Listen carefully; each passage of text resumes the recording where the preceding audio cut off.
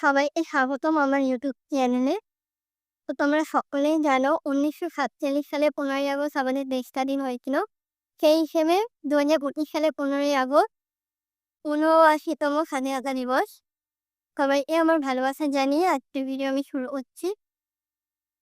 তোমরা জানো যে আমাদের এই দেশ স্বাধীনের জন্য অনেক শহীদ ও অনেক দেশপ্রেমিক তাদের রক্ত দিয়ে এই দেশকে বাঁচিয়েছে।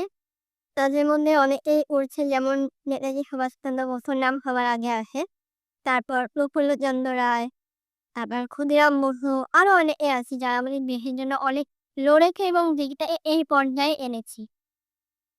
আমার ড্রেস আপ দেখে তোমরা বুঝতেই পারছো যে আমি একটা স্টেজ ফাংশন করে আসলাম, পারফরমেন্স করে আসলাম। এবার আমি তোমাদের এটাই বলছি যে আমার থেকে যারা ছোট আছে তাদেরকে আমার ভালোবাসা এবং বড় গুরুজনেদের আমার শ্রদ্ধা জানিয়ে আজকের ভিডিও আমি শেষ করছি।